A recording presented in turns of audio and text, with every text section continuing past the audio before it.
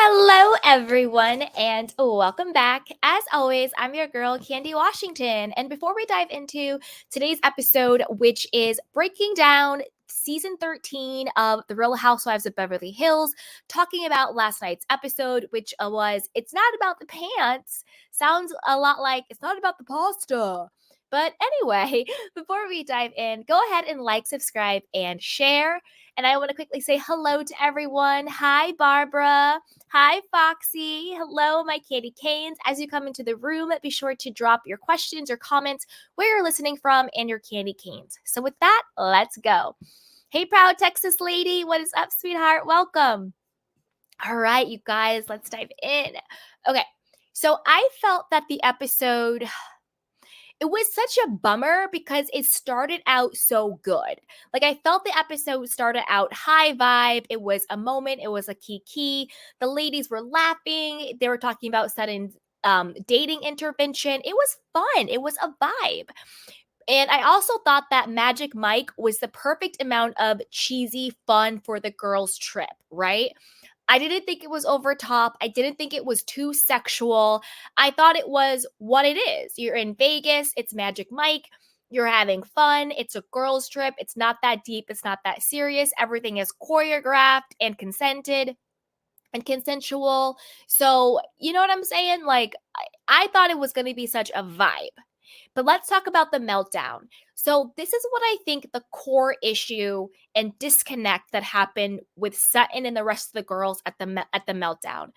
And I think this is a core issue that happens a lot with the ladies in general. I think in real life and then also on screen is that when someone acts a certain way when they're hurt, instead of saying, "Oh, this person might be hurting," they judge the person, or they get defensive, or they get paranoid, or they think the person is judging them. Like when Erica was like, "Oh, like, Judge Judy," or whatever she said is judging us.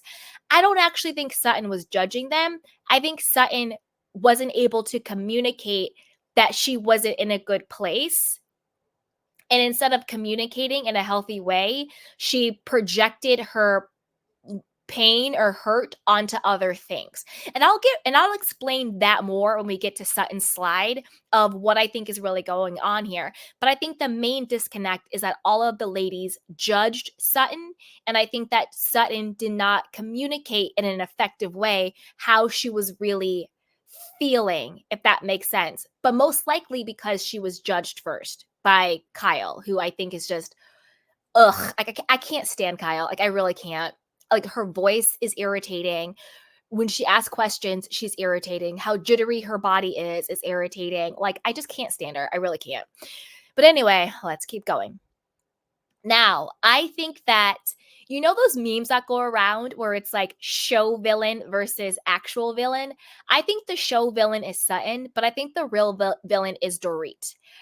I don't use this word normally. I don't know if I hope it's not a derogatory word. If it's derogatory, I apologize. But the only word I could use to describe Dorit in this episode was trash. Dorit, you're trash for the way you treated Garcelle. Absolute trash. First of all, nobody said you had to be, the person to insert yourself when Garcelle is having a real vulnerable moment about her children. You're a hypocrite and you are trash for that. We're going to get into it, but that was the only word I could think of. I hope it's not a derogatory word, but to me, Dorit, you're trash for that. But let's get into why Dorit is trash. So in the beginning of the episode, I thought she was a fun vibe. I thought she was fun. I thought she was, doing light, fun shade. Even her and Kyle, little banter was refreshing. It seemed like everything was going really good. And I had loved seeing at the dinner Dorit and Garcelle, it seemed like they were bonding and had a little bit more of their friendship growing about the kids when they were talking about it at the dinner. And Dorit was like, "Oh, you're seeing Oliver. How is that?" And Garcelle's like, "Yeah, they're getting the divorce." And, Dorit did genuinely seem interested and that she did care. But this is where Dorit became trash for me. And she was dead, dead wrong. So when Garcelle opens up the next morning about saying, "Hey, listen, I just wanted to be honest with you guys. I felt that I was being, fake, that I was opening up about my children, but to be honest with you, I still don't feel safe and I still don't really trust sharing that part of my life with this group as a whole." Now, Garcelle did it correctly. She said the group. She did not single any person out. But when I tell you a hit dog will holler, Dorit was howling. Because why did she feel the need to perk up and personalize it and get defensive and turn it around like she was somehow the victim and how she's so hurt about the situation? Garcelle never said, "Dorit, I don't feel comfortable or trust you." Garcelle did it right. She said the whole group. She didn't say, "I feel comfortable with Sutton and Crystal, but I don't feel comfortable with Erica and Kyle." Like, she did it right. She was just like, okay, in this group setting, it doesn't make me feel comfortable. But because Dorit knew she was shady as hell last season about the children, she felt guilty. And instead of saying, "You know what, you're right, I did not personally laugh about your child, but I didn't check my husband when he was making jokes and laughing about it. I didn't check Kyle and Mauricio when they were laughing about it. I didn't check Erica when she actually did it in like a real meaningful way." Dorit just sort of sat there looking like a freaking deer in headlights. She didn't really do anything. And so instead of saying, "I didn't do it, but I was complicit in it. And as a mother, I understand that that still hurts you and your children. And let's work on rebuilding the trust." Instead, ding dong, trash Dorit wants to turn it around like Garcelle is being ridiculous and over the top. You know what's ridiculous and over the top, Dorit? You claiming that you still have PTSD over a year after your fake robberies, and then having another fake $10,000 cash robbery that we all know is a damn lie. You said you took out $10,000 in cash, so it would be flagged because anything under that wouldn't be. So then you could go do an insurance claim to get that cash back. We're not stupid. We know how your scam is working, okay?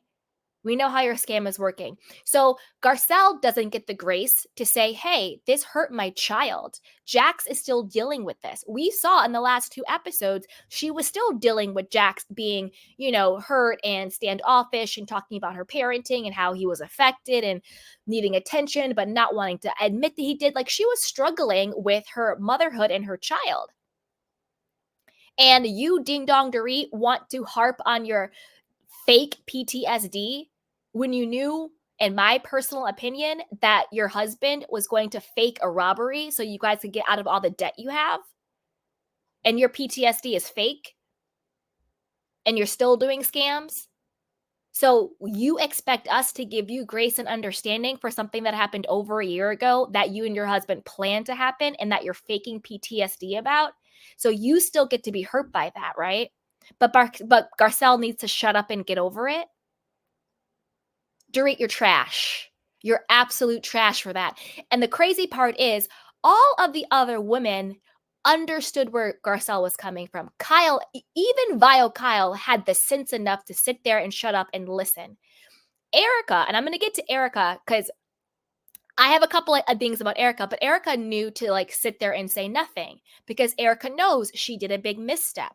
2 times Erica actually 3 times Erica screwed over Garcelle's children. And even Erica had the sense of mind to just sit there and be humbled and say nothing. And the fact that Garcelle was being vulnerable and being honest and being like, "Listen, I don't want to feel like I'm faking it. I want to be vulnerable and say, this is how I'm feeling and I'm still struggling and my kid is still struggling." Dorit, you're trash. You're absolute trash for that. And I can't say it enough. You're trash. I used to like you, but now you can go out with the garbage because you're trash. You're dead wrong. Your weird husband, PK, who's out there doing this, that, and the third with everybody he wants to do it with except for you, was making jokes and laughing about what happened to Garcelle's kids. We all know Mauricio did, and Kyle, that was the laugh heard around the world. You may not have joined in a big way, but you did smirk, you did laugh, and you didn't correct anything. You were complicit in it. Girl, bye. You're trash. You're trash for that. 100%. And shout out to Garcelle because she handled it correctly. She came to the group as a whole. She did not single any person out, and she was actually being honest, because it's easier to fake it and then say something in your confessional. It's easier to fake it and then say something behind the girl's back. But Garcelle was a whole woman, and she was honest, and she addressed the group as a whole, the way you should. And you had the audacity to try and turn it around on her. You're trash for that. Trash. All right, let's keep going. All right, let's move on to Sutton, our sweet girl Sutton.